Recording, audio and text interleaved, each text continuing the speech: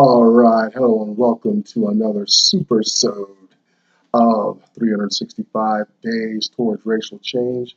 My name is Tomlin's Nod Back, and we are here talking about Black issues in America, racial issues. I either give you an update on my life, the alpha white male at work that I talk about occasionally, encroached on my space. I really hate that because I'm an introvert, and so there's some stuff about solitude and being to myself. I enjoy my own company and animals. Uh, People are challenging. Uh, Got to be on a certain same page, uh, which everybody just has their different flavor anyway. Uh, when I get back to the corner, I get exasperated and I'll walk out. I'm not, they say fight or flight. Flight is my first response. I came this close to walking off my job. But part of it, a big part of it was mismanagement. But I was kind of proud of myself. I went in there to my immediate manager, the guy over this area, and said, I don't like working with that guy. You know, I'm finally shedding some of that shame and guilt mentality, I think it's some slave conditioning that kept me bound and separated from getting my needs met. You know, some aspects of the slave mind is looking out for others, especially whites, uh, putting my needs last. These things come from slavery times, very conditioned. You know, he's a person. See, white privilege allows him and it motivates him to be so free and proactive at work and everything. But my slave conditioning is to wait for instruction. Two big different ideologies, and I'm not sure. I'll keep you posted on where we go. But having said that, in our day 94 here, that's a good segue into two big motivations that are emerging, and I'm starting to be able to articulate better and better. Uh, First thought has two parts. First part is, does the slave mind and the conditioning prevail and get passed on from generation to generation by intuition, environment, conditioning, abuse, or whatever? Um, Stick around here, you'll know what my thoughts are about that. But I want you to do your own thinking. The second part is, does the white mind, expectation of privilege, favor, power, right? See, the white mind doesn't have to navigate the same mental cognitions, so to speak, that the black mind does. Interesting questions, I think. I don't just want to answer either way, our hands down, but we want to do some critical thinking, critique both aspects. Then the second thought is more of a burden for black folks to become more financially literate. We need to start understanding assets, liabilities, banking, what the dollar really is, what it represents, how it's spent, how it's used, how my work um, is. I work my ass off, yet you got the government standing at the door, other expenses coming out, other taxes. Any money I save, any gains from the saving gets taxed. Oh boy, we got to understand, how to configure our lives, create um, vehicles to protect ourselves, and many do exist in America. We can. I'm starting small, so I won't preach about them, but some of the um, vehicles that you can think of the super rich using, our current president, we're about to break loose, and you want to get ahead of the curve on this because there's going to be a huge, I believe, awakening of the business mind and configuration. I've already noticed our commercials are promoting certified financial planners, professionals, and things like that. That the whole thing here in America is changing. And I'm at the tail end, and I'm trying to grab some threads of the group that's ahead of me. But at least I can see I'm configuring myself mentally, financially. I've started some little things to get into that mode and that pace. It's a big stretch because I've been conditioned by public school education, model of parenting, to be so blue collar and trust that the government and my job is going to care for me into my old age. But the greatest fear for the American elderly is that they outlive their money, their resources. That's not a good situation. It leaves a person at the mercy of organizations that you'll be lucky if they actually care about you. So now, having said that, getting back to our point about our current president and about a financial awakening, is they are consistently now exposing his many corporations and things like that. And what I found out, and this was a good investment, almost $600 went to a workshop. I'm starting to see the value of these things. I hate the upsell. Anybody in sales and especially educational products knows what upsell means, and anything like that where you're trying to get money. Anyway, it exposes them to try to pay attention to what I'm saying. I'm not going to articulate it well, but research these things. It's exposing his corporations. Now you say, wow, you think Trump is one big corporation. No, it's a whole lot of little ones, because each of these business entities are umbrellas or shells for trust, and different vehicles lie inside there. In the center, there's some kind of there's a money-making machine, but it's shielded away. You would, if you sued Donald Trump, you would come away with a few pennies on the dollar or whatnot, and you'd be shocked. You're like, this guy's worth billions and stuff like that. Well, maybe he's worth billions, but he does not have it. It's all dispersed in his corporate assets. His assets are large enough to turn around and support him. That's the model you want. You want to get in there quick, because what's going to happen when too many people get on this gravy train? All of a sudden, laws going to get switched around, adjusted. Especially if a lot of black folks get a hold of it. So we want to be wise about some of the devices that white power and privilege have the potential to employ if blacks start to get on that same even keel. So my second big point is financial literacy, also political literacy. Politics is all about distribution of wealth and resources. The group with the best rhetoric running its mouth, whatever, is going to get served the best and first. So we got to catch up there as well. I'm inspired by a man named Dr. Claude Anderson. He speaks more articulately about these issues. He doesn't speak, as far as what I've read and seen on YouTube, he's not very explicit about financial literacy. He's articulate and burdensome about having financial vehicles, business models, and things like that. But the focus to being specific about financial literacy, I'm reading Robert Kiyosaki now, and the guy is so on point. It's too bad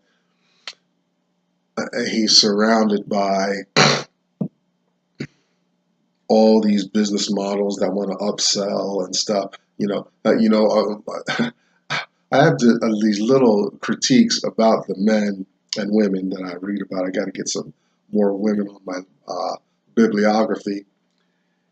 With Dr. Anderson, it's about being explicit about financial literacy. With Robert Kiyosaki, it is the education he got from Rich Dad. If you just Google all this stuff, you'll understand the relationship. But all this education he got for free. He never paid a dime to Rich Dad. Rich Dad reached out and cared for him and Rich Dad's biological son, a guy named Mike. And you got all this literature, and I'm sure Robert is great, but he's a businessman, so he's got all these businesses going. One of his businesses, or maybe multiple, is all these educational arms that want to upsell you and all this crazy stuff. It's like, there's plenty of people like on the internet, like they make the mistake. I probably shouldn't give away the secret, but well, what the hell? They know what they're doing. They talk about meeting mentors and how all these guys poured out all this free information and free advice and all that, and how they became millionaires. None of them tell you that they paid a dime to their principal, primary, original mentor, the man or woman that put them on track, But they show up, and all of a sudden they got all these $1,000,000, $1,000 products that they want to upsell me into. So I think that's very wrong. And that goes into some of the issues here at Racial Changes. It's something in human nature. I don't know if it's specifically white. It's across the board. It's most likely racially, in that once we wrest our independence, freedom from some level of oppression, we turn around and subjugate, take advantage, oppress, disenfranchise, and marginalize some population to do our bidding, to do exactly what we rescued ourselves from. I'm working on bridging that gap. It's constant, consistent, seems perfectly all right in the world. I just wish I had when I was in line before birth, getting, skills and attributes and interest, I wish I had scooped up just a handful of exploitation of others. Wholesale exploitation. I've gotten my breaks, I've gotten over in the past, but I'm talking about doing it without any consciousness. That's an issue. Dr. Claude Anderson, though, he doesn't do that. His products and books, he doesn't develop some 4- and 5-figure curriculum to learn his stuff. He's written books. I'm cool with his education. Thank you, Dr. Anderson. So, Dr. Claude Anderson, a Black History reader, 101 questions you never thought to ask. Fabulous work. We're going through a series now, so we've diverged a little bit. We'll get to that in a second. But I want to promote his work and his books. They're very real. Because it was like, I was looking for, I was at the age, and I was bumping up. You talk about glass ceilings and not being able to break through, and I couldn't articulate what I was feeling, didn't know what questions to ask. And a mutual friend of ours, introduced me to his work, and I was like, that's what I've been trying to tell people all this time. I just didn't know how to say it. And he articulates it beautifully. Black Labor, White Wealth, Search for Power and Economic Justice, and his national plan to empower Black America, Powernomics. You can find Dr. Anderson at powernomics.com. Those resources are there. Heritage Institute in Washington, D.C. Behind me, you see hashtag us2. This is a response to the hashtag #MeToo movement. This is black women coming together, essentially black women. It's not exclusive, but you can, if you're a black woman, please check it out. See, I look in there once in a while just to make sure I'm on point with my support. Go to Black Enough, BLAGGENUF, and you'll find more resources and whatnot going on there. And it's the information age. If you found me here on YouTube, you can find your flavor and your support. Just make sure you're thinking about it. Don't just be biased and jumping on bandwagons, because I'm adamant about this work, because in my life I see it happening today, and I'm just living through it. And finally, Uncle Tom's Cabin, Harriet Beecher Stowe. We check in on old Tom and other slaves to see how they're getting along in American slavery in the mid-1800s, and move on from there. With our time we have left, we're going to continue with our study series of the signers of the Declaration of Independence. We are interviewing these 56 men to see what their attitudes were, attitudes towards slavery, religious affiliation, what colonies they represented, and so forth. We begin today, and we're just going alphabetically down the list, with Charles Carroll. Yeah, Charles Carroll, day 94 born. He was born in 1737, died 1832, near 40 years old, around 40 when he signed the Declaration of Independence. He was a Roman Catholic, and this was an issue, anything Catholic, anything associated with Catholicism. Now, the Roman Catholic, that does not mean the Catholic Church on which the Pope sits at the top. Roman Catholic is Catholic, universal, and stuff like that, but it's not the Catholic Church giving allegiance to the Pope in Rome. We're going to get to that in a moment. This relationship with Catholicism prevented public service because the crown in England was heavily Catholic. You look at the weddings of the princes, and marrying these women, and they're riding around in carriages and all that. Well, that's a Catholic, when they're Catholic proceedings going on to get them married, and they're just going to be Catholic. And here's how history twisted. Like, history twisted as though religious motivations were the reasons for the Declaration of Independence and all that. That was a part of it, because the country was more of a Protestant vein. It was casting off any allegiances to churches over on the other side of the Atlantic Ocean and things like that. Well, because those churches abuse their power. So, you come here, you get all these other ways of thinking and organizing to be more independent and more autonomous in religious thought. So anyway, his Catholicism, so he stuck to it.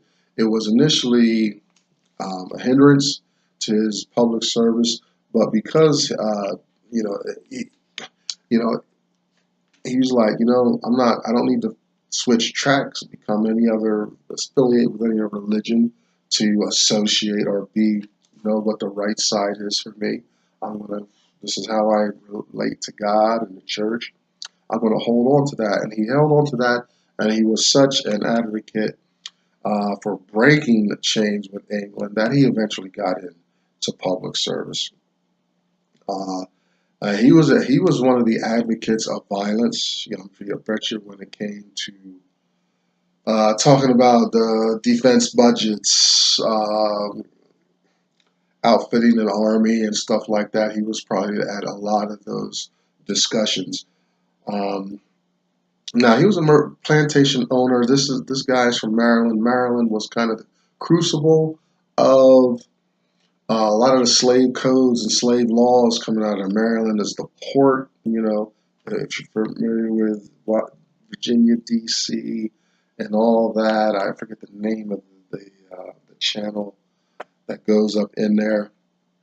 Uh, but Maryland was, where black initially, like in early 1600s, blacks would not share in the prosperity and wealth of the whites. Later, about 25 years later, all blacks will be slaves. Because they were disenfranchised. I could almost see it as a benevolent, altruistic move on the part of Maryland's legislature. You told the blacks they couldn't participate economically, therefore, being marginalized, disenfranchised, they were undoubtedly poor and in need, and probably, roaming and scratching, trying to get a foothold uh, in an environment that was just totally rejecting them and pushing them towards slavery, um, towards oh, come on, what's the word I want to use? Towards being oppressed, taken advantage of, you know. Now, Charles Carroll he was a slave owner, had land, um, and whatnot, but he didn't, being a slave owner, you're not going to find a whole lot of slave owners, addressing the slave issue. It's They're not opening the doors wide on freedoms and emancipations and things like that. You know, the, their energy was spent fending off England, and he didn't do a whole lot of advocacy. Um, his, you'll see this in the brief notes. His stance was to have slaves, but when the conversation came up, he just let the gathering know, hey, we already know the slave issue. Let's move on. That was the most advocacy he could do. He could just kill the argument. uh, Interesting. Next guy we talked to is Samuel Chase, born 1741, 1811. He was a Supreme Court justice, so he moved up. Now there's bureaucracy going on. You can't. It's not just like. And this is something I hate. 'Cause I feel like people should just treat people right. Right? So I'm not for the bureaucracy and then fooling and being micromanaging groups and stuff. That's not my thing. That's my issue with the white man at work. He likes to be micromanaging and running around and stuff. It's like, go get away from me with that energy. It's all over the place. I feel it. Okay, anyway, let's not digress. Our time is short here. So the bureaucracy, so they had organizations. Each colony needed to have organization and structure in place, so that they could just be organized and better serve England before the separation. And they're coming from England. They're very much leaning on English rules of law and things like that for their organization and their policies, legislature, and things like that. There's Supreme Courts and there's representatives and there's organizations, and I get so many things are happening at the same time, but in creating their houses and their senates and all this, the judiciary and all this stuff, they start to think, we're running this just fine. We don't need some one guy over there telling us what to do. So Samuel Chase was a Supreme Court justice. He was impeached by the House. The House of Representatives claimed that his partisan politics. I don't know his affiliation. But this is long before firm Democrat Republican uh, ideas. Um, but anyway, his partisan politics. They believed it was influencing his decisions in the land. This probably got battered around, much like CNN micromanaging, gives you up to date blow by blow. Eventually, when it got to the Senate, he was acquitted and maintained his judiciary.